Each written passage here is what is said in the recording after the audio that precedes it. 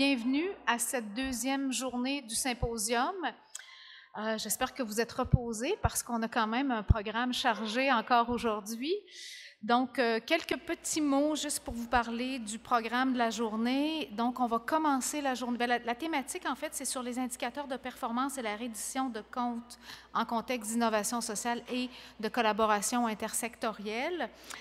On va commencer, on est vraiment très, très content de vous présenter une capsule qui va ouvrir la journée. Ce sont des témoignages de citoyennes qui ont bénéficié de l'approche d'intervention de proximité. Donc, une petite capsule vidéo d'une dizaine de minutes, donc 3 très, très beaux témoignages.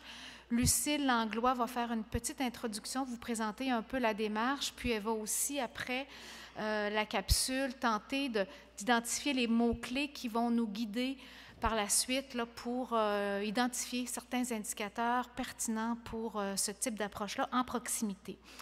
Ce sera suivi par une table ronde de partenaires. On a nommé cette table ronde-là « Regard croisé sur les enjeux d'une gouvernance collaborative, point de vue des villes, de la santé publique, des milieux communautaires, des organisations de santé aussi ». Donc, on a 5 personnes très courageuses qui ont accepté de se prêter au jeu et de réfléchir vraiment là, sur les différents enjeux à partir de différentes perspectives. Donc voilà, donc je vous souhaite une très belle deuxième journée. Puis, ce sera M. André Picard qui va poursuivre l'animation de la journée. Merci beaucoup. Alors, bonjour, on se revoit. En fait, comme Nancy vient de nommer, on va vous présenter une capsule vidéo qui est d'environ 10 minutes. En fait, on a voulu faire un exercice en lien avec les indicateurs de performance parce que c'est le thème de notre demi-journée qui nous amène souvent à construire des redditions de comptes. Fait qu'on a voulu interroger puis réfléchir avec des citoyens.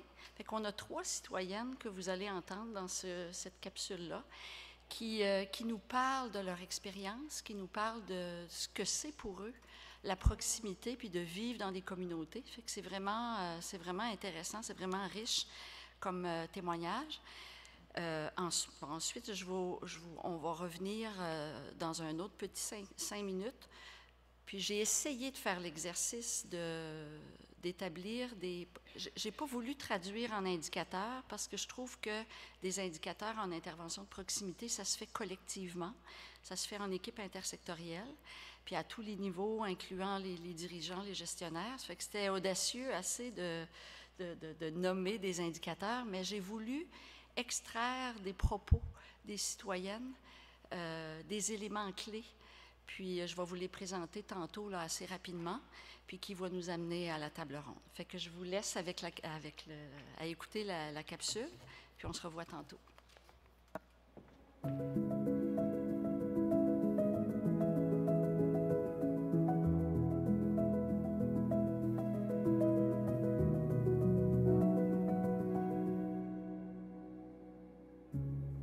Grâce à l'intervention de proximité, mes enfants ont eu des camps de vélo, camps de jour, tout ça gratuitement offert par tous les intervenants qui se mettent en groupe pour offrir des activités incroyables à nos enfants.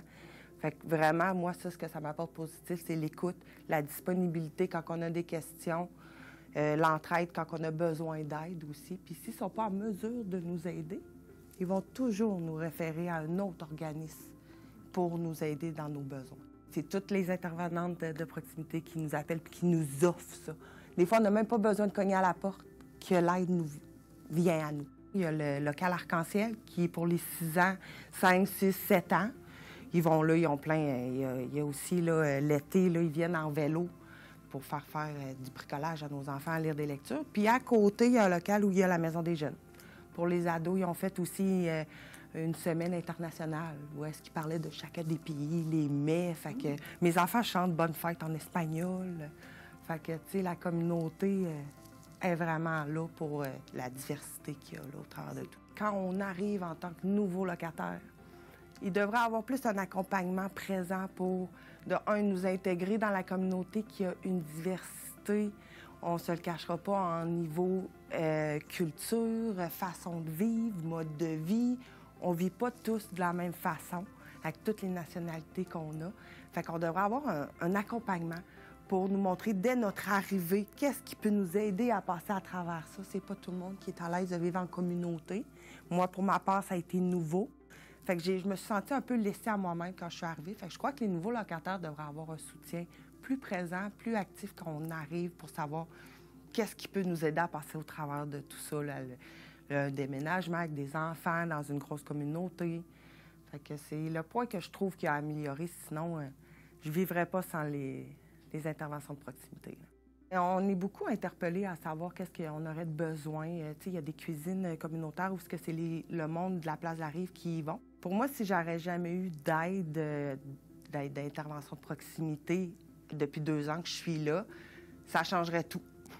Tout, je sortirais pas de chez moi, je serais renfermée, je serais gênée parce que, tu sais, c'était des cultures que je connaissais pas. Ça vient chez moi, c'est tout plein d'enfants. Grâce à tout ça, à la force de quand je suis arrivée puis qu'on m'a montré tous les services, bien, ça m'a aidé à m'intégrer. Ça l'aide aussi à ce qu'on ait des activités très divertissantes qui sont sur toutes les cultures pour nous aider justement tout le monde à se comprendre. S'il n'y avait pas ça, là, les jeunes n'auraient pas d'intervenants de confiance, n'auraient pas de lien d'appartenance. Les intervenants sont très aimés et très importants aux yeux de nos enfants. L'intervention de proximité, c'est un soutien sur toutes les sphères de nos vies. Puis il n'y a pas de jugement, jamais. On est ce qu'on est, on arrive avec le bagage qu'on a, puis eux, ils travaillent avec ce qu'on a. On ne se sent pas jugé, jamais, toujours à l'écoute. Puis les moyens sont pour nous, adaptés à nous. On n'est pas des numéros. Ils connaissent nos noms, puis ils connaissent le nom de nos enfants. Fait qu'on est quelqu'un, on est considéré. Je suis très connue pour avoir des problèmes de santé mentale. J'ai tout un parcours et l'aide de proximité a vraiment été précieuse. Ça veut dire indispensable, essentiel à mon histoire. Puis pour probablement l'histoire de beaucoup de monde. Souvent, juste l'hospitalisation, c'est pas ce qu'il y a de plus aidant au niveau personnalisation. Aujourd'hui, tu sais, je suis dans la gratitude de recevoir justement des super bons services, d'en avoir reçu et que mon parcours fait que je suis là aujourd'hui maintenant parce que j'ai reçu ces soins-là que je pourrais appeler adaptés. J'ai déménagé à Québec pour me rapprocher de ma mère parce que j'avais tellement besoin de sécurité. À Montréal, j'étais plus bien. Bien là, il faut en parler à l'intervenant. Là, l'intervenant m'a dit, on va aller à l'hôpital. Et l'hôpital m'a dirigée, en fait, parce que justement, vu que mon état, mes symptômes, ma détresse était trop grande, on m'a envoyé au 388, malheureusement, qui vient de fermer. J'ai passé 3 ans et demi au 388 et j'ai eu un accompagnement.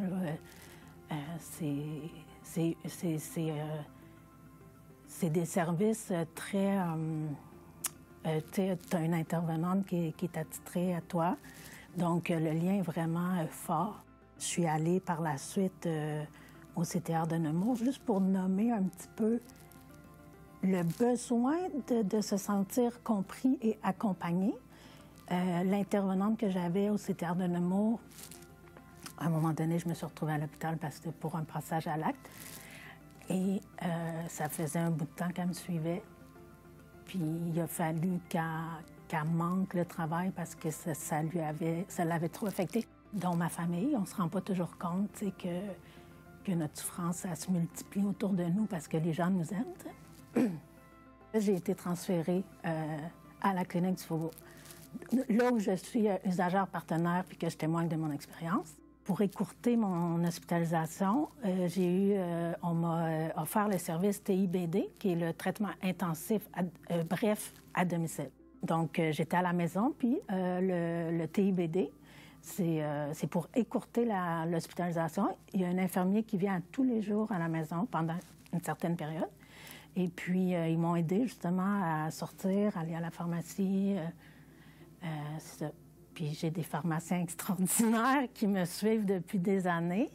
Et souvent, avant de consulter le médecin, je vais consulter le pharmacien qui va me dire, bien, Caroline, je pense que tu devrais peut-être aller voir le médecin ou « Ah, ça, c'est normal avec tel médicament que tu as ces symptômes-là qui sont des effets des fois indésirables des médicaments. » Là, je vais peut-être tomber dans des émotions, là.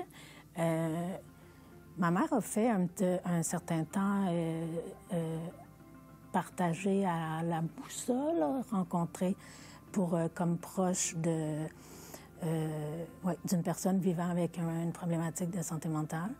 Mais moi, le plus important, c'est que ma famille, ils m'ont vraiment beaucoup accompagnée.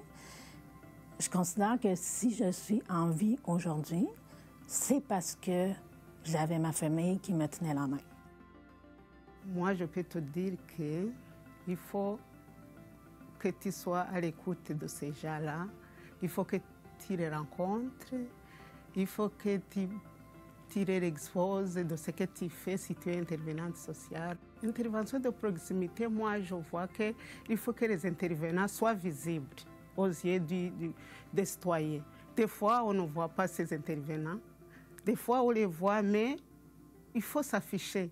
Si on est intervenant, il faut que les citoyens te voient. Il est là, elle est là. Je vais vers elle, je connais son bureau. Le bureau est là. Je connais qu'ils viennent chez nous une fois, peut-être, s'ils connaissent chez moi, et si je n'ouvre pas, ils soient persévérants et retournent un autre jour. Parce que l'action sociale, ce n'est pas un point si désir, c'est la continuité. Persévérer, arriver des gens. Il y a une barrière.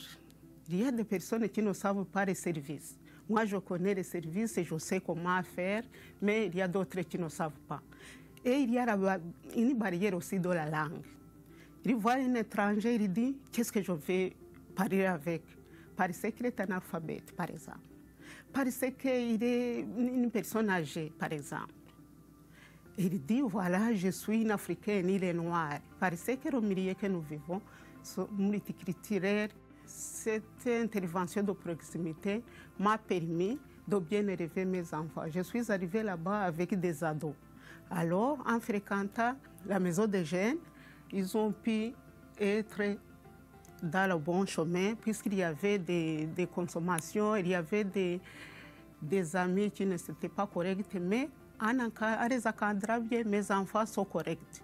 Ils ne sont pas passés dans les affaires qui les conduisent dans des drogues, ils sont corrects. J'ai une formation sociale, j'ai toujours travaillé avec le service de proximité. Ça m'a aidé aussi de s'ouvrir à d'autres mondes, à d'autres personnes, à d'autres cultures. Comme nous sommes des Africains, notre culture est différente d'un pays à l'autre. Nous nous confrontons à un problème de l'analphabétisme, j'y reviens, parce que il y a des familles qui reçoivent des lettres, par exemple, des convoquants, des choses mettant, par exemple, pour le moment, nous avons un privilège d'accéder aux soins dentaires. Moi, j'ai vu une femme qui a jeté les documents qui montrent comment faire, parce qu'elle est analphabète. Mais le service de proximité, maintenant, il a installé un service d'alphabétisation. Là, tout le monde se rencontre et sociabilise et en même temps, ils apprennent. J'ai pu comprendre avec la cuisine collective, parce que nous participons dans des activités comme la fête de coureur, on fait les mets africains. Moi aussi, je fais la cuisine. On se rassemble et on goûte si les mets, on est bien.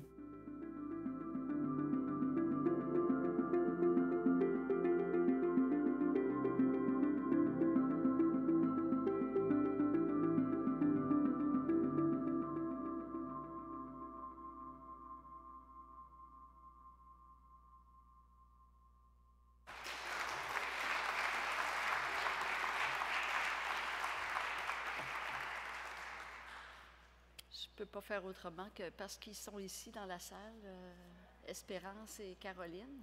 Talina ne pouvait pas, là, elle avait un contretemps, mais on vous remercie pour ces témoignages-là qui sont assez précieux. On vous aurait la possibilité, si vous le souhaitez, de vous adresser à elle, si vous avez des questions de précision ou des réflexions à faire en lien avec leurs témoignages.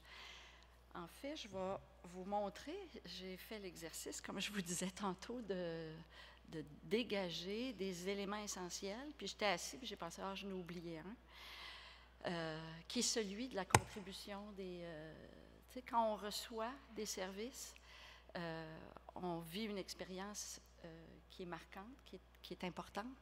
Puis je pense que je ne l'ai pas mis, mais le fait d'être usagère partenaire, de contribuer à des activités comme ça, comme citoyen, c'en est un élément d'indicateur qu'on peut conserver. Alors, là, je fais le piton, hein, c'est ça. En fait, j'en ai sorti 6 types d'éléments. Ils ont parlé des activités et des lieux rassembleurs, des lieux accueillants, des organismes qui sont présents dans le milieu, des activités pour les enfants, les ados, pour tous, les personnes âgées, les personnes immigrantes, des activités en lien avec la réalité interculturelle dans le milieu, parce que ça demande quand même de se rencontrer quand on est de cultures différentes.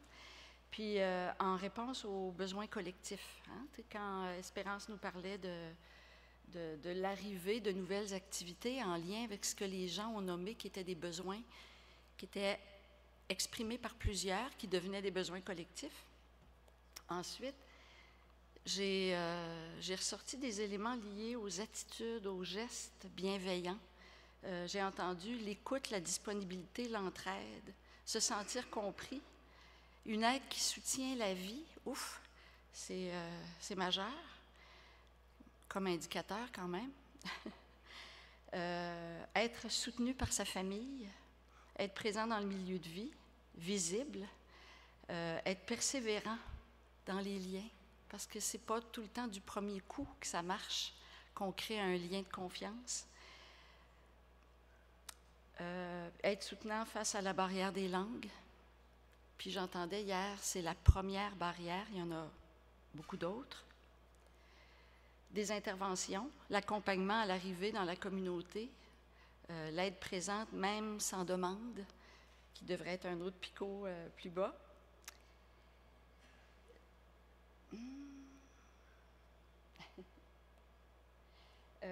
Toute la question des orientations références, la référence vers les bons services au bon moment. On l'a beaucoup entendu depuis plusieurs années, mais c'est quand même important. Orienté vers les bons services, autant généraux, spécifiques, spécialisés, qui font partie d'une certaine façon des services de proximité. C'est tout un ensemble de services. Ensuite, on a le soutien aux intervenants. J'ai entendu les intervenants, on est des humains, hein, fait qu'on vit des émotions, on a besoin de soutien comme intervenant. Puis j'ai mis aux proches, les proches aidants, on a parlé de la famille, comment la famille est importante, la famille élargie, la famille immédiate. Puis j'ai mis une parole que j'ai entendue beaucoup de Doris Langlois, pour ceux qui la connaissent, qui dit « prendre soin de qui prend soin ». Je pense que ça fait partie des indicateurs.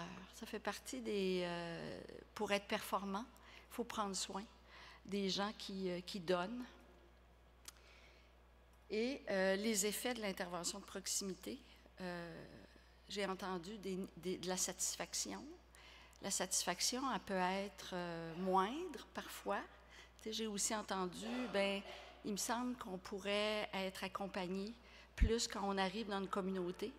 Parce que quand on est, de vivre dans une ville, c'est une chose, mais de vivre en communauté, il y a une proximité qui peut demander. Fait que j'entendais ça, ce besoin-là qui faisait, pour être satisfait, il y a aussi des éléments à améliorer. Mais j'ai entendu beaucoup de satisfaction quand on disait indispensable, c'est essentiel. Je ne serais pas la même s'il n'y avait pas eu ça dans ma vie. Fait que ouf, c'est... Bon. Fait que là, dans le fond, c'est rien que des extraits. Chacun aurait fait l'exercice que peut-être qu'il y aurait d'autres choses qui seraient ressorties. C'est ça l'intéressant de la réflexion en intersectoriel. Là, on s'amène dans la table ronde. L'idée, c'est de réfléchir à comment on traduit ça en indicateurs qui amènent vers des redditions de comptes parce qu'on sait que c'est important. Fait que voilà, je vous laisse avec ça.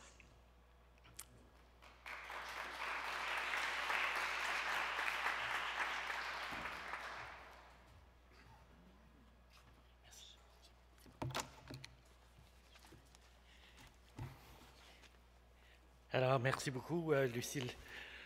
Je vais inviter les membres de la table ronde. Je vais les introduire très brièvement. Ensuite, ils vont nous parler un peu de leur travail et de leur parcours.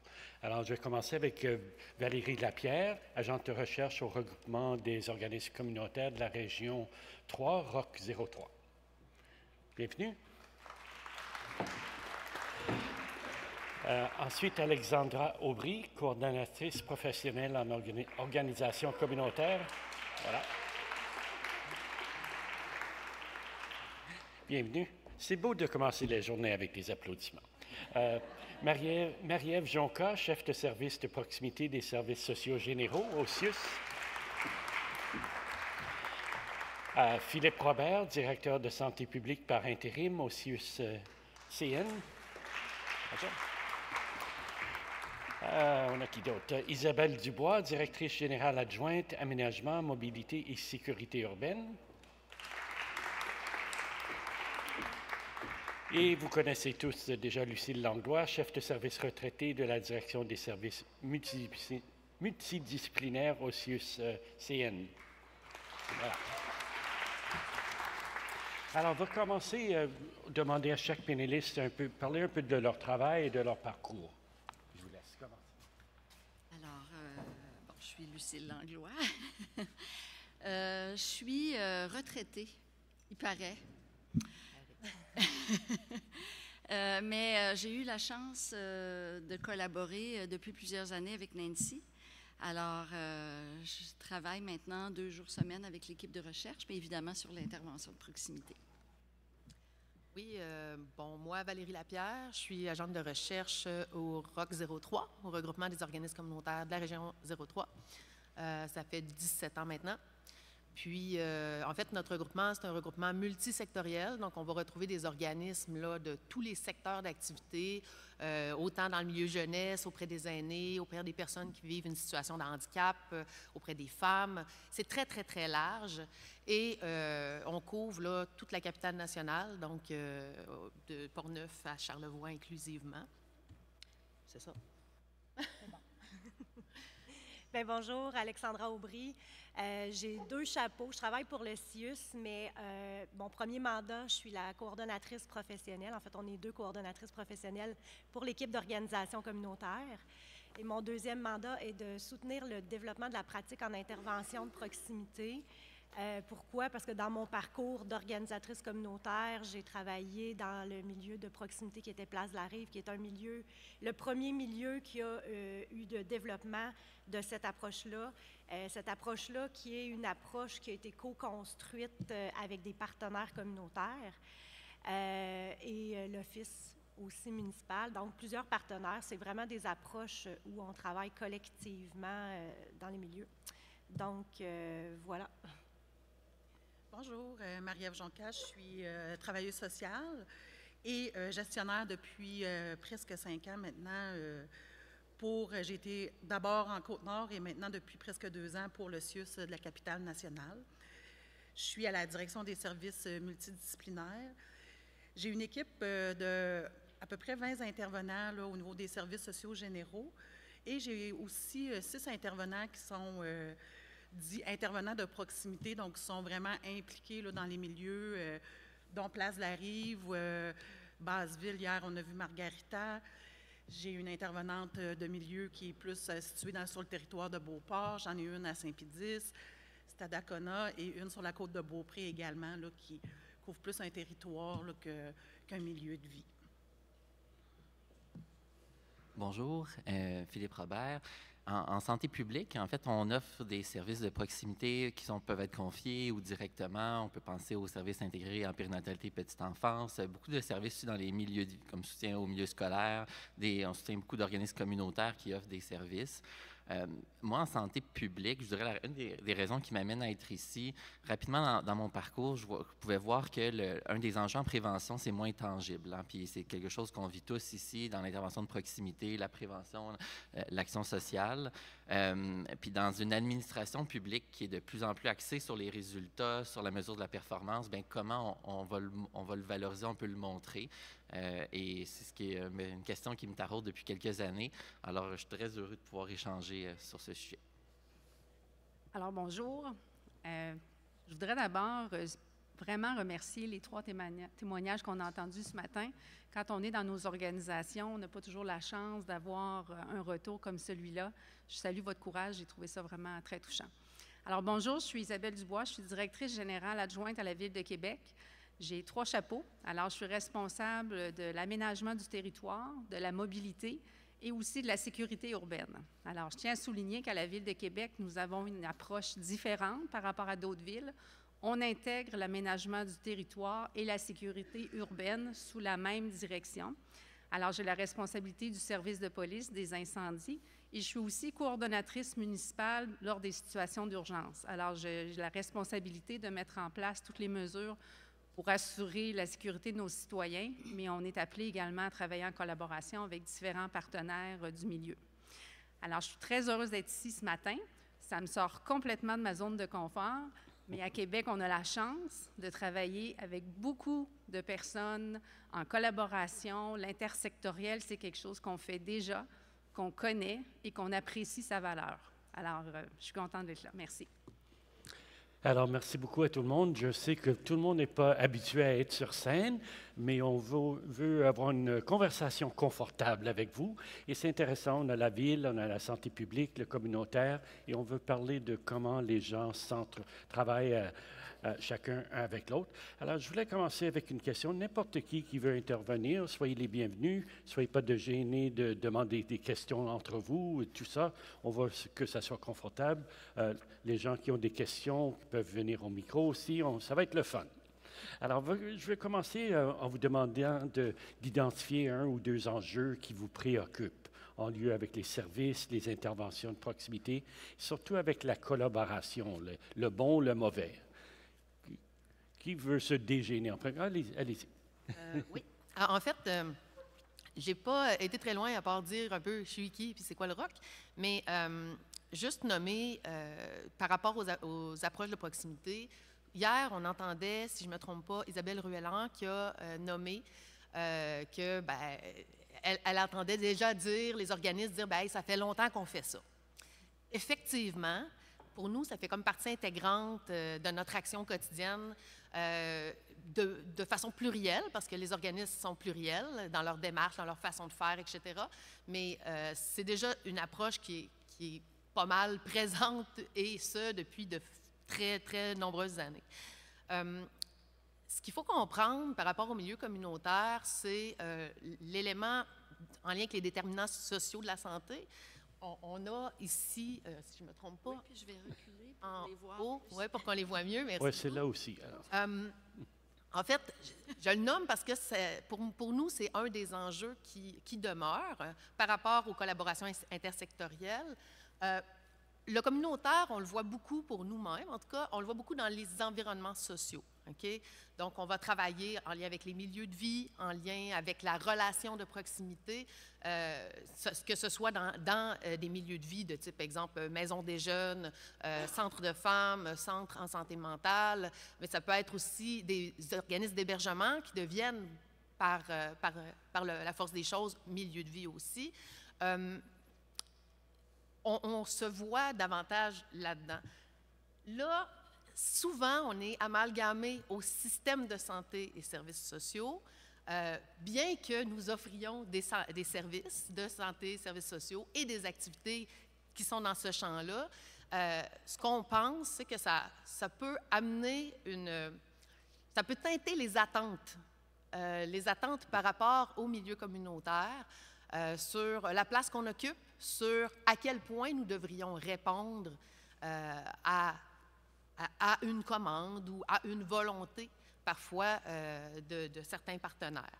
Donc, et ça peut mener, puis ça, je ferai un lien avec ce que Catherine Genet a nommé en début de symposium hier par rapport à la vision de la complémentarité.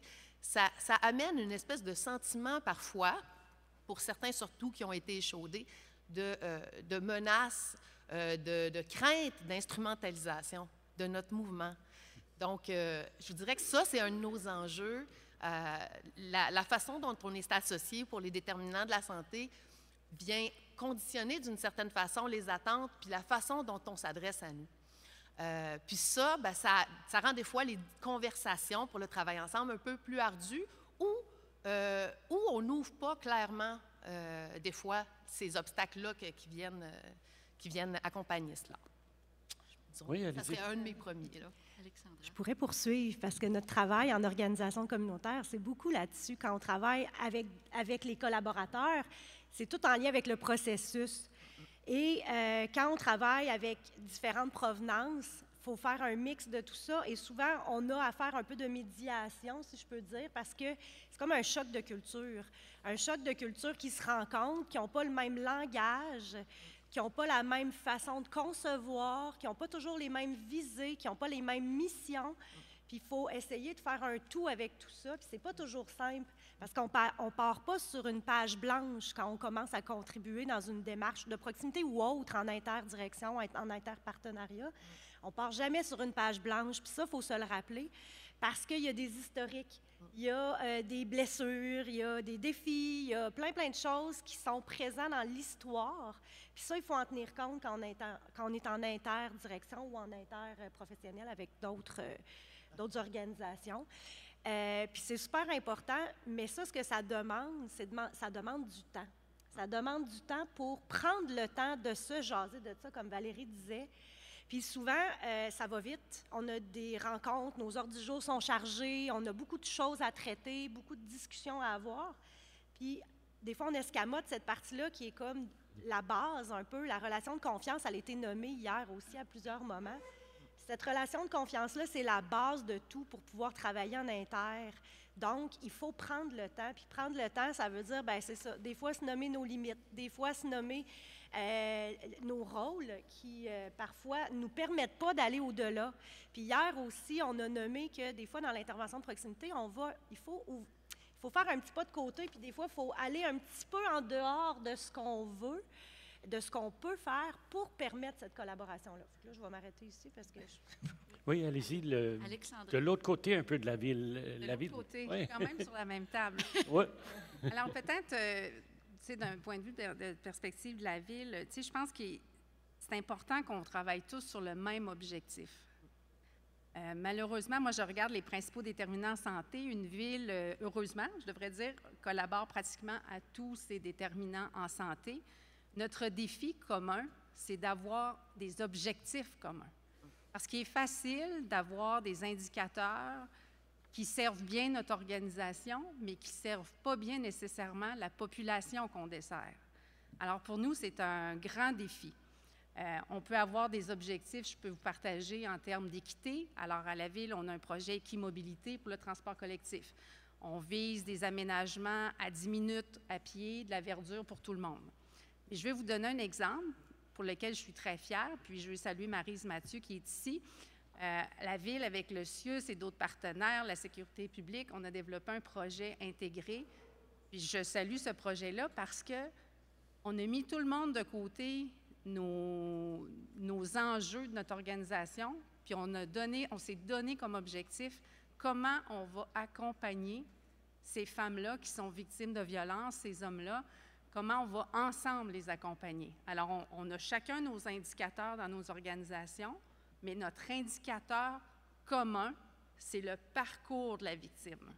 Alors, moi, je veux souligner cette initiative-là parce qu'il faut la dupliquer dans d'autres sphères de nos activités. Parce qu'on se sort de notre objectif d'organisation pour se concentrer sur la personne qu'on sert. Et Philippe, la santé publique, est-ce qu'elle a des préoccupations particulières? Oui. Bien, j'irais un peu dans le même sens de ce qui a été mentionné. Quand on parle d'approche intersectorielle, justement, d'objectifs communs, il y a des chercheurs sur l'impact collectif qui disaient on ne s'entend jamais vraiment sur l'objectif quand on ne s'entend pas sur le moyen de mesurer si on l'atteint ou pas. Donc, on peut tous s'entendre sur l'objectif général. L'indicateur prend une importance. Si chaque organisation conserve ses propres indicateurs qui ont été choisis séparément, ça va quand même rester difficile parce qu'au final, tout dépendant des missions, mais notamment dans le réseau de la santé, il y a une forte gestion par indicateur qui est quand même une culture différente avec laquelle il faut qu'on n'a pas le choix de composer.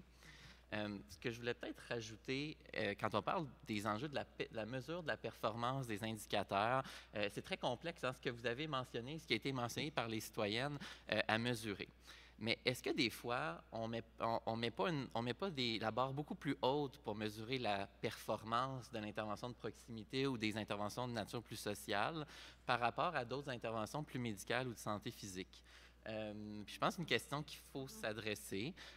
On parle de pourquoi on mesure, pourquoi on veut mesurer, pourquoi on veut des indicateurs à la base. On a parlé de reddition de compte. Bon, quand on regarde en chirurgie, par exemple, faire un parallèle, tout le monde, les indicateurs de performance du réseau, c'est un nombre de chirurgies ou un délai d'attente. On ne mesure pas l'impact des chirurgies sur les gens qui les ont eues. On ne mesure pas l'impact sur leur qualité de vie, le niveau de douleur, etc. Parce que ce n'est pas réalistement faisable en ce moment. Parfois, on nous exige, ou on exige en tout cas un niveau beaucoup plus élevé pour des interventions sociales. Je pense qu'il faut rééquilibrer. L'objectif, c'est de donner accès. Puis notre enjeu, c'est de communiquer. Pour une chirurgie, tout le monde comprend à peu près. Là, on assume que s'il y a un médecin qui a recommandé la chirurgie, bien, c'était nécessaire. Bon, ce qui n'est pas toujours parfaitement le cas. Mais il reste que... Est-ce qu'on peut mesurer ce qui a été fait? Oui, mais c'est à travers, je pense, des témoignages comme aujourd'hui, une meilleure communication de ce que c'est, qu'on peut aller chercher l'appui de nos dirigeants. Oui, Marie-Ève. Bien, effectivement, c'est vrai. Un des enjeux qu'on a souvent au niveau, je parle des intervenants de proximité là, que j'ai sous ma responsabilité, c'est qu'ils vont travailler, oui, avec les organismes du milieu où ils vont réussir à adapter leurs interventions, leur façon de faire. Sauf que quand on arrive dans notre propre organisation, souvent on va arriver puis ils vont se cogner face à des portes fermées parce que le programme ne le permet pas, ou on a réussi à créer un lien de confiance, à faire la promotion du bienfait peut-être d'un suivi ou peu importe. Sauf que l'usager va se ramasser sur des listes d'attente. Donc, c'est un des propres enjeux qu'on vit, excusez, petit problème de corde vocale, qu'on vit à l'intérieur de notre propre organisation. Puis effectivement, l'autre enjeu, c'est que notre système n'est pas fait pour mesurer la qualité de l'acte, mais plutôt la quantité. Donc, dans le programme où ce qu'on est, ça va être le nombre d'interventions qu'ils vont réaliser ou le nombre de demandes ouvertes.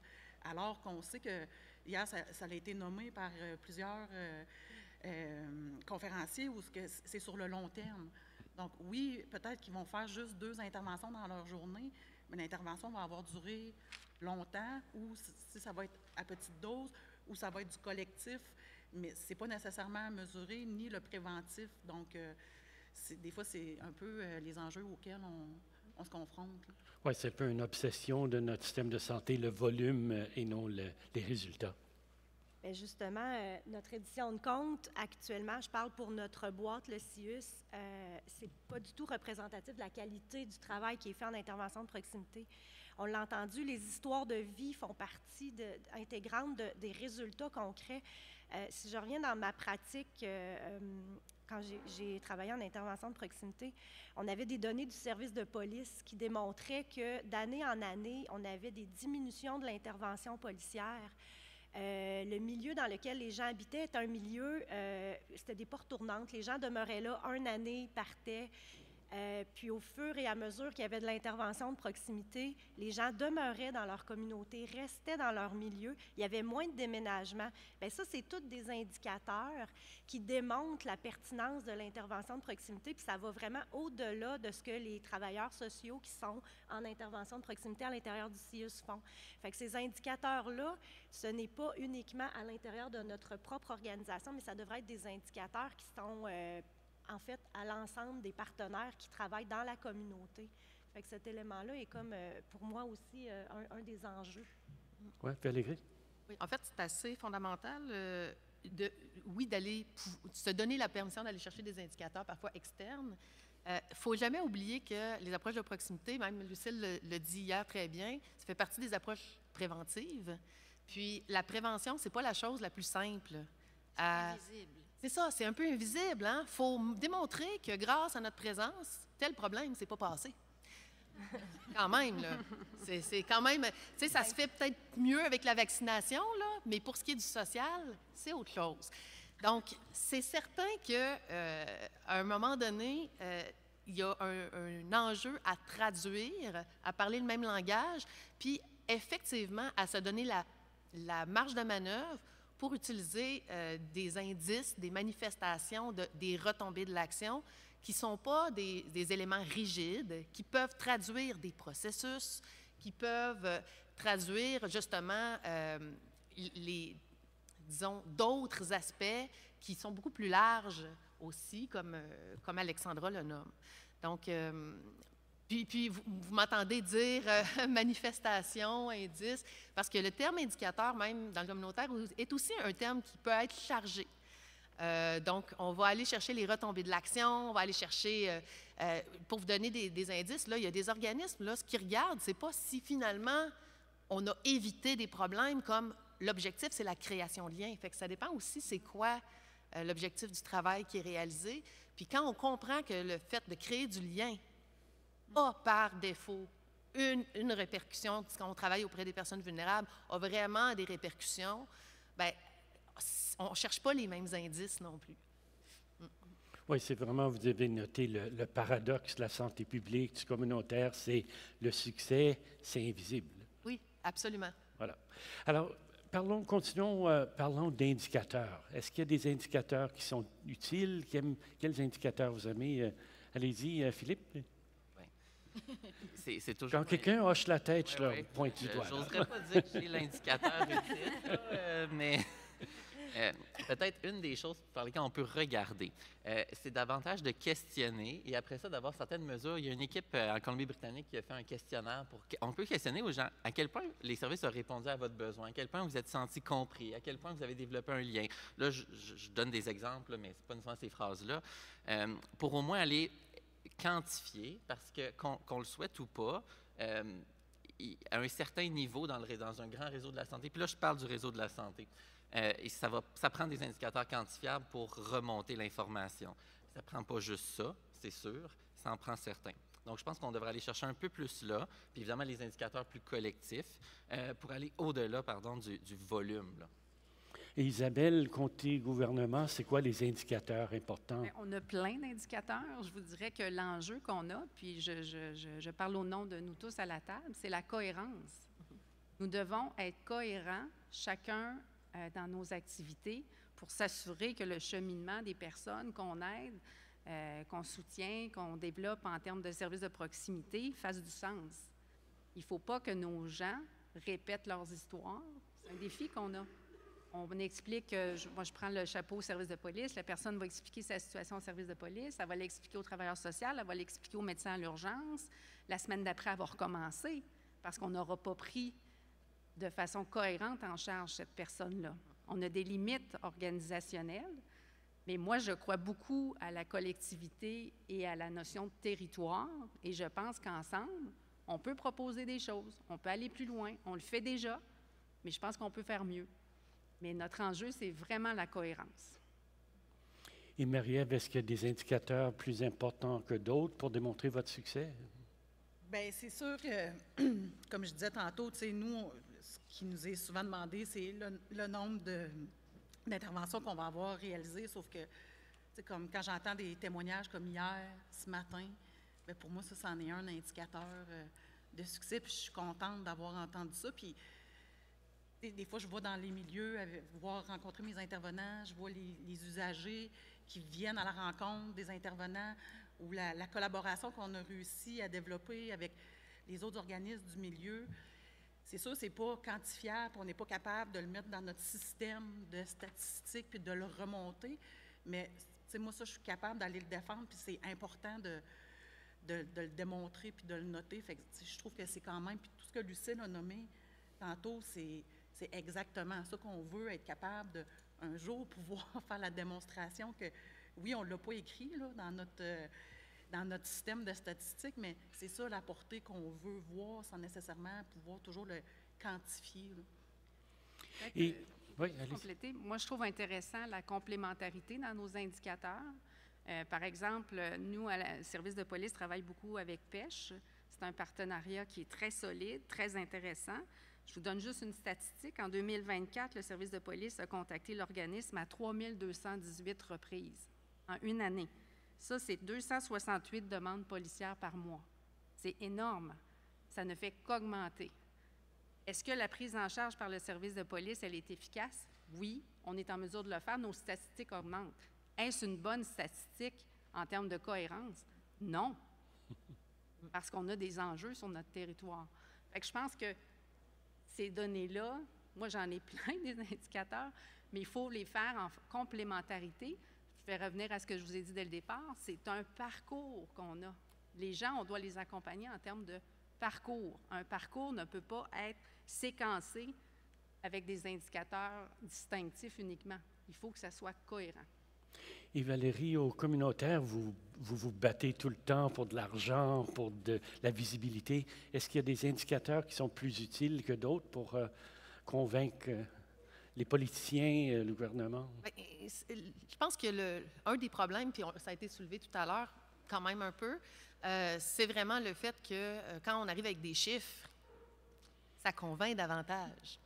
Puis il y a des organismes qui ont développé des façons de faire pour mettre davantage en lumière, puis de chiffrer le volet qualitatif, parce que les exemples que Philippe nommait tout à l'heure, c'était des énoncés qualitatifs qui étaient mis sous un angle quantitatif, par exemple avec une échelle de Likert, là, des échelles de 0 à 5 ou de 0 à 10, par exemple. Fait que c'est sûr qu'il y a beaucoup d'organismes qui vont essayer de trouver des façons de l'amener sous cet angle-là. Mais moi, un élément que je trouve très intéressant, puis on a eu une belle démonstration ce matin, c'est quand il y a des témoignages. Puis, il y a beaucoup d'organismes qui, dans leur rapport d'activité, vont indiquer des segments de témoignages de personnes qui fréquentent l'organisme, que leur participation, leur implication, ça fait quelque chose, ça change la donne dans leur existence. Puis ça, je pense que c'est un élément qualitatif qui permet quand même de rendre compte, de montrer un peu les retombées de notre action. Puis qui sort du simple chiffre aussi, qui vient mettre un peu de concret sur des approches utilisées au quotidien. Et nous, dans les médias, on aime ça, les témoignages, mais quand il y a des chiffres, quand il y a du concret derrière les histoires. C'est sûr qu'il y a un équilibre. Il faut quand même qu'il y ait des personnes qui fréquentent un lieu ou des gens qu'on soit capable de rejoindre. Sinon, à un moment donné, c'est comme si on répond. Est-ce qu'on répond à un besoin ou est-ce qu'il faut réfléchir à quel besoin on veut répondre versus c'est quoi le besoin réel sur le terrain?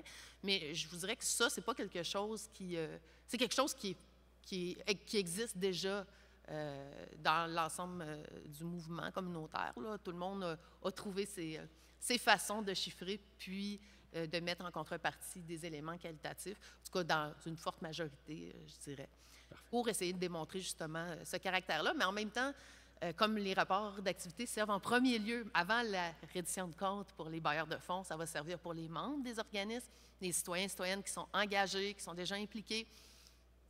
Ces personnes-là ont vu qu'est-ce qui s'est passé dans le courant de l'année. Fait que c'est un rappel souvent de l'ensemble là, de l'histoire de l'année qui s'est écoulée.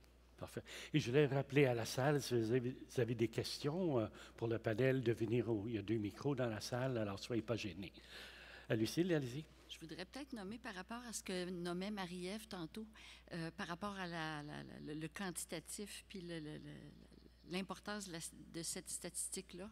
En fait, quand l'intervention de proximité a été co-construite, il y a maintenant presque 20 ans, ou plus de 20 ans finalement,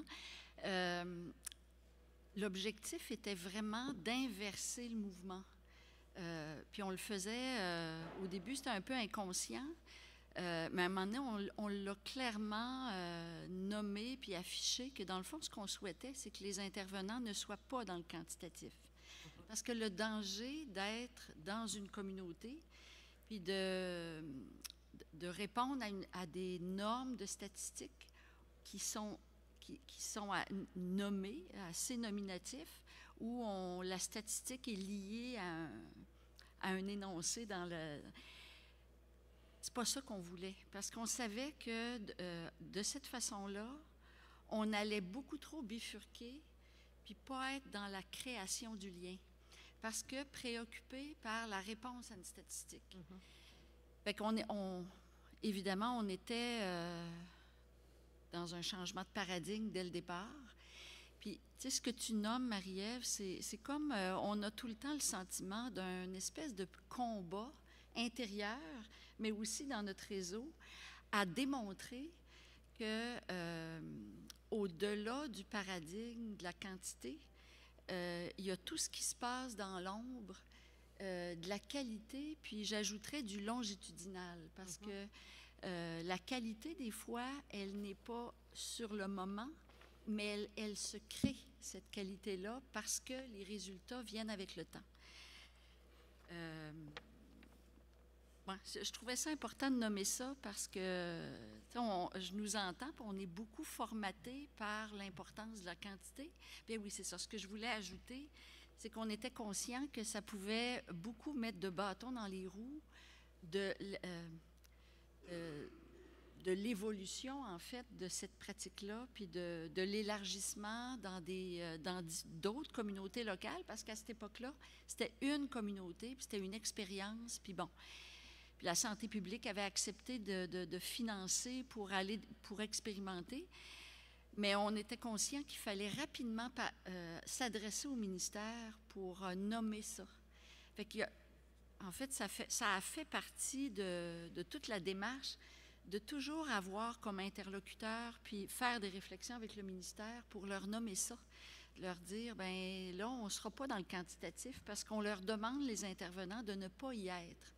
Fait que dans les charges de cas, on voulait vraiment que ce soit très minimal, contrairement à un programme de service où, oui, ça peut être important, mais où il y avait une quantité de prise en charge. Fait que je voulais nommer ça, l'importance des liens sur le terrain, mais des liens aussi hiérarchiques avec le ministère, avec toutes les instances. T'sais, on a Santé Québec maintenant, avec qui on aura à échanger, mais voilà. Merci. Je vais vous revenir, mais je vois qu'il y a une question de la salle, puis on veut les encourager. Alors, allez-y. Bien, bonjour tout le monde. Merci. Merci pour cette analyse-là puis cette discussion-là ce matin.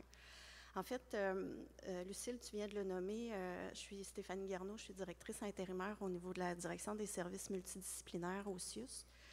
On est pris effectivement dans un contexte où les indicateurs prennent beaucoup de place.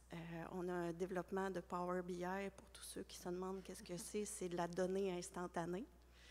C'est de la donnée sur le nombre de chirurgies, la donnée de combien on a de patients qui sont dans une urgence à l'hôpital, ça fait combien de temps qu'il est sur civière, tout ça est documenté. On est effectivement dans un paradoxe où on voit la différence des services de proximité, on voit la différence avec des cultures nouvelles qui nous arrivent à Québec depuis plusieurs années, qui font partie de notre population maintenant. Et notre coût social associé à ça est toujours calculé sur l'intervention et non pas sur ce qu'on aura prévenu. Et la difficulté qu'on a, autant comme gestionnaire que comme décideur, c'est de prendre la décision dans le juste milieu. Avec Santé Québec, avec les indicateurs et tout ça, on sait qu'on s'en va comme établissement vers un financement qui est associé à l'activité. C'est un défi énorme pour les gestionnaires d'être en mesure de démontrer, puis vous l'avez nommé, les chiffres parlent, comment on peut innover à faire parler les chiffres parce qu'on ne sortira pas de cette culture-là, où ça va prendre des années avant qu'on s'en sorte, puis qu'on trouve, puis il y a plein de chercheurs dans la salle, une façon de calculer que ça finit par coûter beaucoup moins cher de faire des interventions justes en temps requis par les bons intervenants, plutôt que d'attendre qu'il y ait une situation de crise. Donc, Est-ce que vous avez des suggestions, en fait, pour comment on peut faire parler ces chiffres-là? Parce que sans ces chiffres-là, on n'arrive pas à démontrer, en fait, à l'heure actuelle, avec les moyens qu'on a, l'impact positif que ces interventions-là puissent avoir. Je pensais que tu nous amènerais la solution, Stéphanie. Bien, j'aurais aimé ça. Un peu déçue, je t'avoue. J'aurais aimé ça. Bien, honnêtement, moi, je trouve ça difficile, tu sais, parce que je suis capable de le défendre auprès de ma gestionnaire, tu sais, de lui dire que c'est important de voir, tu sais, je les vois les retombées quand on implante de la proximité dans un milieu. Tu sais, je prends l'exemple de la Côte de Beaupré, où c'est quand même assez récent. Tu sais, ça ne s'est jamais vu, là, de autant de liens avec les partenaires du communautaire. Ils n'ont que des bons mots. J'ai fait la tournée avec mon intervenante. Ils étaient tous contents. Mais comment on vient pour chiffrer ça? Tu sais, ça a quand même un impact. Peut-être pas en termes, au niveau de l'intervention individuelle qu'elle a vue, tant d'usagers, mais c'est tout le travail qu'elle fait avec eux, où ensemble, ils vont se répartir ou ils vont se décharger de toute la complexité des cas qui ne fitent pas nulle part, mais qui sont quand même pris en charge par toute cette petite communauté-là, puis c'est cette équipe-là, parce que c'est une équipe, c'est pas juste mon intervenant de proximité, c'est l'équipe du communautaire, le CIUS qui font équipe. Mais c'est sûr que si je pouvais là, le rentrer dans une case, puis que ça s'enligne au ministère, je le ferais, mais on ne fait pas vraiment, nous, comme mettons, quand on fait notre AGA, on ne va pas déposer toutes nos activités de l'année avec les témoignages et tout ça. Donc, c'est un peu difficile de le défendre, mais on peut peut-être innover et le faire et en déposer. Moi, je pense que ça ne serait que bénéfique parce que c'est difficile pour nous, justement, d'aller le défendre auprès du ministère puis de Santé Québec, de dire, bien oui, c'est important, même si sur les chiffres, là, on peut juste mettre 30 interventions. On a été capable de le mettre là, dans ce qu'ils veulent, mais on est plus prêt à le réfléchir ou peut-être que... Alors, c'est une grande question. Comment est-ce qu'on arrive à chiffrer tout ça? D'autres? Oui, allez-y. Je ne sais pas, Alexandra, tantôt tu avais répondre à la question. Fait que tu peux répondre. Okay. Je te laisse, Lucille, répondre. Merci, Stéphanie, de l'amener parce que ça nous ramène dans le contexte réel que ça va rester, le quantitatif.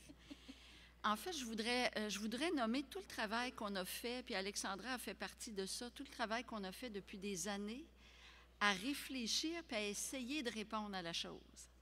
Puis on a fait des pas pour harmoniser le qualitatif, le longitudinal avec le quantitatif. Puis ce que ça a donné, qui fonctionne, puis on déploie ces stratégies-là actuellement. Bien, d'abord, avec le ministère, il y a comme une espèce d'aval, d'acceptation, d'ouverture à jouer le jeu, même si on n'est pas performant en chiffres. Ça, c'est une première stratégie. Je pense pas par la bande, mais comme je dirais, avoir la foi entre nous comme réseau qu'il y a de la quantité derrière la qualité. L'autre élément qu'on a travaillé, c'est un guide de saisie. Bon, pour les gens qui ne savent pas trop ce que... En fait, en CIUS, du moins, on fonctionne avec des guides de saisie, avec des nomenclatures. Puis tous les programmes ont un guide de saisie statistique. Bien, on a dit on va en faire un. On va faire un guide de saisie qui est adapté à l'intervention de proximité. Puis là, comme je vous le montrais hier, on a essayé de faire ressortir tout ce qui se fait en ponctuel. Dans le ponctuel, il s'en fait énormément. Le défi, justement, c'est de tout capter le quantitatif du ponctuel. Puis dans notre système d'information clientèle, il y a la possibilité de chiffrer les interventions qui ne seront pas un dossier usagé, qui apparaîtra pas de façon évidente, qui va être invisible, en fait. Puis l'autre élément qui nous a permis de le faire, c'est par le dossier communautaire. Dans le système d'information clientèle, il y a même moi, au départ, je n'étais pas allée aussi loin dans le système d'information pour pour savoir que ça existait. Mais en fait, quand tu dis on est financé par l'activité, bien, il y a une petite nuance par rapport à l'intervention. Fait que dans le cycle, on peut aller quantifier le nombre d'activités. Fait que quand tu pars, Marie-Ève, puis que tu fais des activités... On est financé à l'intervention et non à l'activité. Mais du moins, on peut aller quantifier cet aspect-là. Oui, parce que là, ça ne règle pas tout. Là. Non, c'est ça. que je... Mais c'est à nous à le faire parler à ce moment-là, puis d'aller Exactement. le défendre. Ils sont dans les statistiques, du moins. On peut les retrouver là. Puis les intervenants, ils l'appliquent déjà. Là, on a travaillé fort avec eux parce que c'était une nouvelle façon de faire. Puis l'autre step qui est à faire, c'est que le ministère choisit des indicateurs parmi le cycle, parce que ce n'est pas tout ce qu'on cumule comme statistique qui va être capté par le ministère pour financer. Mais l'autre, c'est d'aller retenir ces éléments-là qui font parler le qualitatif finalement. Et Alexandra voulait parler, ensuite on va retourner à la salle, on a d'autres questions. Mon Dieu, OK, bien là, je suis plus dans cette... Je suis Non, ça va. là. En fait, ce que je voulais nommer, c'est que ça demande de l'adaptation aussi, parce que chaque milieu où il y a de la proximité est différent, les besoins sont différents. Tantôt, j'aimais beaucoup la richesse. On parlait de la richesse de la mise en commun des indicateurs. Bien, il faut permettre cette latitude-là pour avoir cette richesse-là de mise en commun des indicateurs pour éviter que ça soit trop rigide. Parce que plus on ajoute des indicateurs, plus on cadre aussi la façon dont devrait se dérouler l'intervention dans les milieux. Puis ça, c'est aussi un terrain glissant dans la mesure où les interventions de proximité doivent absolument s'adapter à l'ensemble des milieux dans lesquels elles se développent et doit, par conséquent, avoir des indicateurs qui sont en lien avec ces milieux-là. Je ne rajoute pas une couche de simplicité, je pense, en disant ça. Hein. J'ajoute une couche de complexité, mais c'est quand même important de permettre de conserver la latitude de l'intervention de proximité pour vraiment qu'elle se colle aux réels besoins des milieux dans lesquels elle se développe. Oui, le plus facile à mesurer, ce n'est pas toujours le plus important. Valérie? Oui, bien, en fait, justement, moi, dans le fond, ce que j'entendais tout à l'heure, ça traduisait vraiment il faut absolument rendre compte. Quand le rendre compte devient plus important que le travail qu'on fait sur le terrain, il y a un problème. Fait que, il faut trouver un équilibre pour réussir à traduire. Puis, effectivement, ça passe par une flexibilité. Même dans les dernières années, à l'époque de la création du CIUS, j'entendais déjà dans les valeurs l'agilité. Je pense que cette agilité-là est nécessaire, d'autant plus dans le contexte d'approche de proximité, si on veut réellement s'engager dans ce type de travail-là. Puis, c'est là que l'innovation sociale se joue, c'est sur la nature de la collaboration, puis la façon de réussir à faire quelque chose. Parce que quand on travaille ensemble là-dessus, on ne travaille pas pour les chiffres du CIUS. Tu sais, il y a ça aussi, là. On travaille ensemble pour quelque chose qui fait du sens pour tout le monde. Puis c'est un des défis importants dans tout ça. Fait que j'appuie. Bref. Parfait. Alors, on va aller à une autre question, oui. Moi, je suis issue du communautaire. Valérie, tu as un visage connu. Il n'y en a pas beaucoup que je reconnais dans la salle actuellement. Et ce que je voulais apporter aujourd'hui, c'est en fait, nous, on a des financements à la mission. On joue au Tetris déjà avec ça. Donc, le travail de proximité, on est très agile pour le démontrer dans nos redditions. Tout ça fonctionne bien. Quand on veut démarrer des nouvelles initiatives, souvent maintenant, ça vient avec des ententes de service ou par appel de projet. Bon, il y en a que vous connaissez certainement, là, le PSAPP, le CIP. Ce sont des financements qui, malheureusement, sont sur 1, 2 ou 3 ans. Et ensuite, il faut se réinventer. Donc ça, je trouve personnellement que c'est un défi énorme de devoir toujours réinventer la roue, quelque chose qui fonctionne bien, on arrive à lever des choses, puis après ça, bien, tout retombe, tous les liens qu'on a créés, les visages connus, tout est à refaire. Donc ça, c'est quand même quelque chose d'important à faire remonter. C'est quand même des sous qui viennent du CIUS, qui viennent de la Direction de la santé publique. Fait que j'ouvre le dialogue aujourd'hui. Comment? Oui, allez-y. C'est entendu.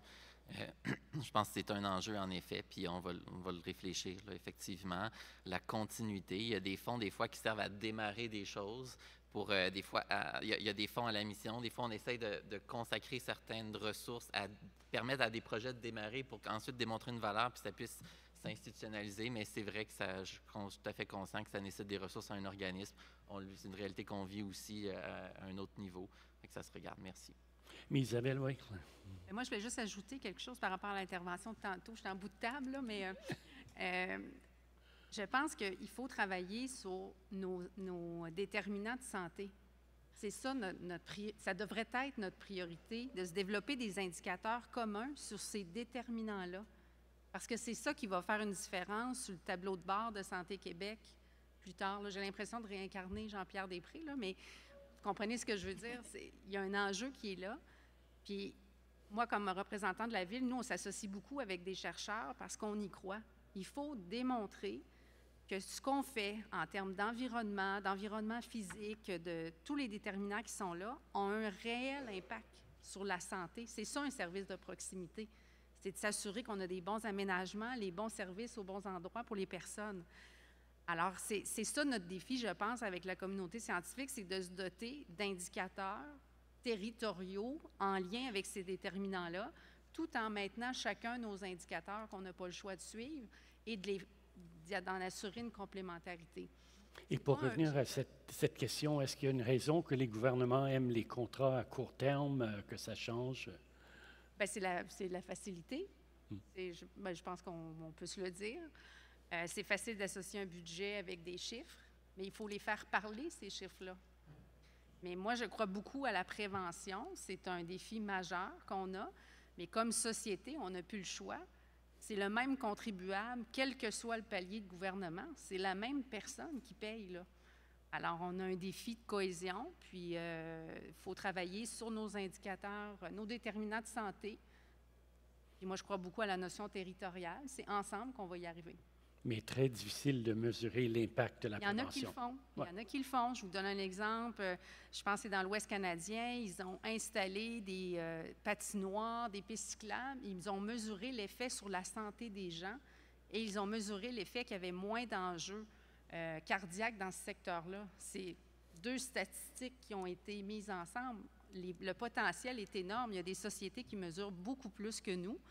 Et moi, je pense que le message qu'on doit livrer, c'est que il faut essayer de couper certaines barrières entre organisations dans nos partages d'informations. Parfait. Alors, allez-y. Je ne sais pas si c'est encore pertinent parce que Mme Dubois, oui. Mme Dubois a pas mal dit ce que je voulais commenter. Moi, je pense que vous devez vous décharger d'une certaine responsabilité.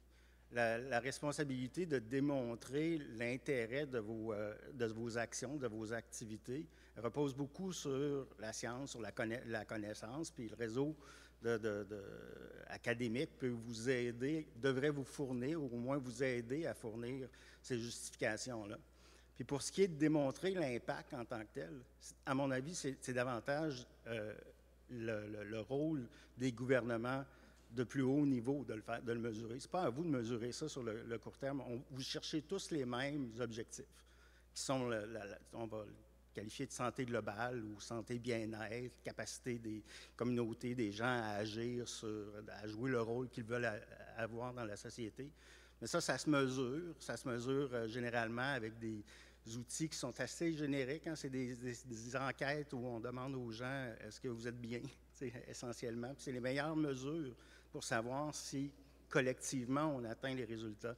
Mais on n'arrivera jamais à le faire au niveau de votre intervention. C'est pour ça qu'il existe des théories sur le fait que si vous posez les bons gestes, si vous avez les bons processus, bien, on devrait collectivement arriver au résultat. Donc, je pense que de définir quels sont ces gestes-là, quels sont les processus, c'est ça les indicateurs que vous avez besoin, puis ça se construit avec le domaine de la recherche. Fait que moi, puis vous êtes bon dans les partenariats, moi je pense que c'est des partenariats vers la recherche que vous avez besoin pour bien justifier votre travail, puis des partenariats avec les niveaux de gouvernement qui mesurent le résultat au niveau des communautés, au niveau régional, au niveau national, etc. Il y a beaucoup de chercheurs ici. Qu'est-ce que vous voulez qu'ils mesurent? Pour vous, Marie-Ève? Bonne question. Ben, c'est sûr de voir justement l'impact que ça peut avoir, la proximité, plus sur le long terme, puis le résultat que ça va amener ou la prévention qu'on va avoir réussi à faire. Est-ce que ça va avoir réussi à faire diminuer des listes d'attente? Est-ce qu'on justement va avoir réussi à ce que les gens ne soient pas évincés de leur logement? Est-ce qu'on va avoir réussi à ce que les gens reprennent confiance au réseau, aux organismes communautaires, reprendre leur vie en main? C'est des choses qu'on aimerait bien pouvoir quantifier, démontrer. C'est ça là, qu'on veut arriver à démontrer avec la proximité, peu importe qui le fait puis comment on le fait. Là, mais je pense que c'est des choses qui seraient bien, mais que malheureusement, c'est pas ce qu'on voit. Alors, plus de recherche longitudinale sur le long terme. Parfait. Oui, allez-y, Philippe. Je vais prendre un exemple pour ça, justement. Beaucoup de nos programmes de proximité en petite enfance reposent sur le modèle de certains programmes américains. Le Perry School Project, ça dit peut-être quelque chose à des gens. Projet dans les années 60, je ne me trompe pas, auprès d'enfants. Première visite à domicile par des infirmières, donc on remonte à il y a longtemps. Les chercheurs ont suivi les jeunes, puis dans les premières années, il n'y avait pas de résultats. Par contre, quand ils sont arrivés au primaire puis au secondaire, bien là, ils se sont rendus compte que ça allait mieux à l'école, qu'ils restaient à l'école plus longtemps, qu'il y avait moins de criminalité. Et là, ils ont commencé à documenter des impacts. Et aujourd'hui, si on est capable de défendre ces programmes-là, c'est parce qu'on sait, grâce à il n'y en a pas tant que ça des études comme celle-là, mais il y en a, que chaque dollar investi dans la petite enfance, dans ce type-là, va rapporter 7 $ à la société. Il n'y a pas beaucoup de programmes de soins de santé qui rapportent autant. Il y en a très peu. Mais ça, il y a 2 leçons, je pense, à tirer. De un, si les décideurs avaient tiré la plug sur le projet après 1 an ou 2, bien, même en mesurant, là, il y avait des études. C'est pas qu'il n'y en avait pas, là, il y avait de la mesure. On n'aurait pas eu ça. On aurait peut-être eu d'une autre étude plus tard, là, mais ça reste qu'on ne l'aurait pas eu. Puis la deuxième, c'est que ça a été fait, par contre. Donc, on a fait l'étude, mais pourquoi on ne la fait pas plus souvent? C'est que ça coûte des millions de dollars. On ne va pas se le cacher. Ce type d'étude-là, c'est extrêmement coûteux. Ce n'est pas réaliste de penser que chaque CIUS, que chaque organisme communautaire va faire ça. Puis de toute façon, on ne le fait pas pour les médicaments non plus, pour les chirurgies, pour toutes sortes d'interventions. On ne mesure pas l'impact. Mais il faut le faire parfois et mieux le communiquer aussi. Ça, je pense que c'est un de nos rôles en santé publique, un de nos défis, de mieux utiliser la science existante parce qu'il y en a, pour valoriser ces interventions-là quand on en a. Oui, on est très impatients. J'ajouterais que, comme on disait, puis une dame le disait dans son témoignage aussi, c'est, oui, on va peut-être intervenir sur la maman, le papa, mais ça a des répercussions sur toute la famille. Ça, c'est pas mesurable non plus. Donc, c'est toute la famille que ça l'a touché. C'est peut-être le voisin aussi que ça va avoir touché. Donc, c'est tous ces impacts-là qui sont bénéfiques à court, moyen et long terme, mais qu'on n'est pas capable de quantifier, d'aller stater comme il faut. Fait que c'est des choses un peu là, comme mon collègue mentionnait. Oui, allez-y. Je ne sais pas qui était là en premier, mais allez. Je lance un questionnement là, qui me trotte depuis tantôt. Je me demande si, en acceptant de jouer le jeu, parce qu'on a besoin des financements, donc on essaye de quantifier le qualitatif, on essaye, puis on met beaucoup d'efforts là-dedans, puis je comprends que, tu sais, je suis d'accord avec l'idée que l'essentiel, c'est de continuer à faire le travail puis remplir la mission des organisations.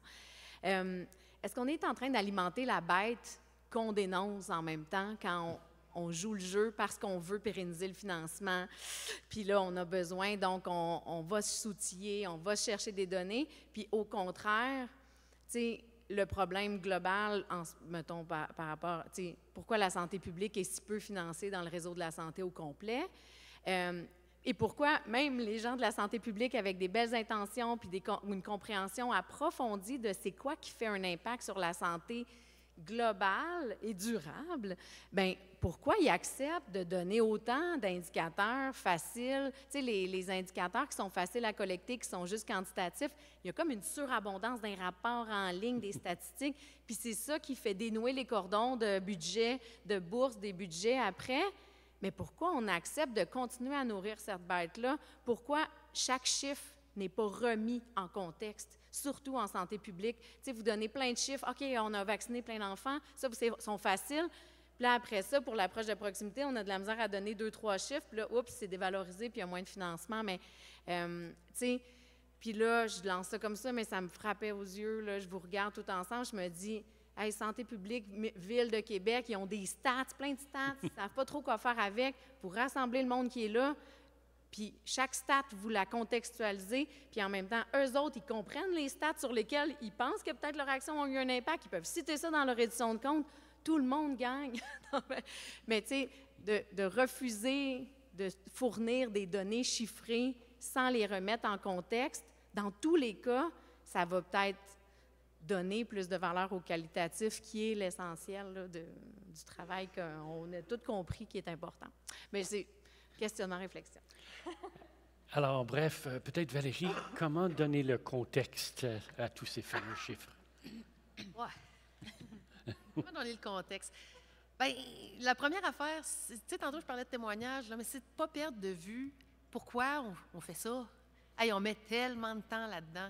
Je veux dire, les organismes, ça fait des années qu'ils mettent du temps là-dedans. Là, de façon collective, on essaie de travailler en collaboration intersectorielle, interpartenaire. C'est énormément de temps. Je discutais récemment avec un organisme qui me disait, bien, un des gros enjeux qu'on a dans notre collaboration intersectorielle de cette nature-là, c'est le temps de la gestion de notre projet. C'est monumental pour se comprendre, réussir à parler le même langage, avoir une flexibilité. Bien, cette flexibilité-là, puis cette réflexion-là d'être capable de nommer ce qui se fait sur le long terme, c'est probablement dans les défis à venir là, pour la suite, que ce soit le plus contextuel possible. Des chiffres, tout seul, effectivement, on perd le sens. À l'université, on apprenait ça, là. Les chiffres, il y a des bons côtés, mais les mauvais côtés, c'est qu'il nous manque le contexte. Bien, c'est ça. Travailler sur le contexte. Et puis, effectivement, des fois, c'est comme entrer dans le jeu des chiffres, ça nous piège d'une certaine façon. C'est un fait. La santé publique aurait avantage à être davantage financée. Tout ce qui est niveau académique pourrait supporter davantage tout ça. On pourrait les interpeller davantage, mais pour ça, il faut du temps. Même pour interpeller le milieu académique, il faut du temps. On est tout assis à une table de concertation ou à une table de gestion d'un projet ou d'une activité, puis hey, bon, on a un agenda, là, c'est hyper rempli, puis là, c'est, OK, là, c'est quelle affaire qu'il faut régler, puis tout ça. On y va sur l'essentiel. C'est pas tout le temps simple. Fait que faire intégrer là-dedans le milieu de la recherche, même si moi, j'y crois profondément, je le sais que c'est aussi une énergie de plus et du temps de plus pour la chose, même si c'est extrêmement utile pour démontrer des retombées, par exemple. Fait qu'il y a aussi quelque chose là à réfléchir sur le travail collectif. Puis effectivement, est-ce que c'est à nous est-ce qu'on peut traduire, est-ce qu'on peut nommer notre action sans tomber que dans des indicateurs? Puis que ce soit effectivement le milieu de la recherche qui nous aide à traduire en indicateurs? Peut-être. Mais nous, on va garder ce qui nous permet de montrer aux citoyens, citoyennes. La plupart des gens, là, oui, j'entends les contribuables, ils payent. Qu'est-ce qu'on entend quand il y a des journalistes qui viennent nous voir? Ils veulent des cas concrets, des faits vécus. Ils veulent savoir ce qui se passe. Fait qu'il ne faut jamais occulter cette partie-là. Fait que dans les indicateurs, si on perd de vue cette partie-là, c'est clair qu'on passe à côté. Parfait. Lucille? Peut-être une dernière petite intervention concernant le propos de la dame avant. Ce que j'entends, en fait, c'est comment on pourrait avoir un projet où on rassemble déjà ce qu'on a. Je trouve que c'est vraiment une bonne idée. C'est ce qu'on a fait, quand tu parlais des policiers, tout ce qu'on a cumulé, qui finalement a fonctionné. Parce que j'entends. Parfait. Il nous reste juste une couple de minutes. On va essayer de faire les deux dernières questions. Oui. Moi, c'est juste... allô? Oui. Moi, c'est juste dans la même réflexion que peut-être les chiffres, même s'ils sont bas, ça veut dire... on n'a pas besoin de toujours chercher d'avoir des grands chiffres parce que les bas chiffres sont peut-être un indicateur positif. Je vais m'expliquer. Admettons, les organismes qui s'occupent des itinérants, s'ils n'ont pas eu beaucoup d'itinérants qui ont à s'occuper de eux, ça veut dire les autres organismes qui ont fait un bel accompagnement, qu'on n'a plus des itinérants. Fait que les chiffres, c'est vraiment une réflexion, mais vous êtes plus expert pour me dire si c'est une bonne réflexion. On ne doit pas s'inquiéter beaucoup pour les chiffres. Je suis plus pour le qualitatif. Mais le chiffre, ça donne l'exemple, toujours une idée. Mais peu importe si c'est bas ou haut, ça donne la réalité. Merci. Parfait, c'est une belle réflexion. Merci. Oui, allez-y. Merci. Bon, merci pour le panel. Moi, en fait, la contribution que je voudrais peut-être apporter ici, c'est en vous écoutant parler, en écoutant les échanges, en regardant les déterminants qu'on a ici au tableau, j'ai quand même l'impression qu'il y a comme une facette de notre société, un acteur qui manque, puis c'est vraiment le volet politique. Tu sais, le volet, les idéologies en place, les valeurs qui vont être prônées par les gouvernements qui sont élus, les décideurs, donc vraiment le volet politique, puis d'intégrer ça à notre tableau, tu sais, de dire dans le fond, les élus, encore une fois, les gouvernements qu'on va avoir en place, ça fait partie de nos déterminants de la santé, de la promotion de la santé, de la conception de la santé aussi. Puis tantôt, on parlait, tu sais, l'intervention qui était, l'autre personne qui était ici avant moi parlait, par exemple, pourquoi on ne résiste pas davantage à cette façon-là, tu sais, de valoriser les chiffres. Bien, encore une fois, tu sais, j'ai l'impression qu'à ce niveau-là, c'est de dire, bien, investissons ces endroits-là, dans le fond, qui sont les lieux du politique, de la gouvernance, tu sais, des gouvernements pour dire, bien, on a d'autres visions, nous, de ce que ça devrait être ou comment ça devrait être la santé. Donc, ce sont aussi des espaces, des lieux qu'on doit occuper, des gens qu'on doit amener autour de la table ici. C'est à ce niveau-là aussi que je pense que, par exemple, les chercheurs qui vont être en sciences sociales, les sociologues, les gens qui sont des politologues, les anthropologues aussi, vont vraiment aider parce que quand on pense l'innovation, les partenariats, bien, les cultures, au début du panel, on parlait par exemple de comment il n'y a jamais de table blanche, mais c'est la même chose, on est toujours quand même dans ces cultures-là aussi idéologiques, politiques. Donc en fait, je tenais à le nommer, puis peut-être vous lancer cette question-là concernant justement la place puis la façon dont on amène vraiment autant la science de l'aspect social, de l'ensemble des partenaires. Fait que, pas tout le temps mettre le regard seulement sur les impacts auprès d'une intervention auprès de la population, mais aussi dire, dans le fond, comment qu'on travaille sur les conditions de l'innovation. Puis là, la dernière chose que je vais peut-être nommer, oh non, c'est en train de m'échapper. C'est bon, en tout cas, je pense que c'est déjà beaucoup de matériel. Je vous laisse avec ça. Quelqu'un qui veut commenter cette question de déterminant politique de la santé, on pourrait le mettre sur la liste aussi. Commentaire? Bien, je pourrais peut-être nommer qu'en fait, la plus grande chose que j'ai appris en travaillant sur l'intervention de proximité, c'est un peu l'histoire de ma vie, finalement, professionnelle, c'est que c'est dans la rencontre qu'il se passe quelque chose.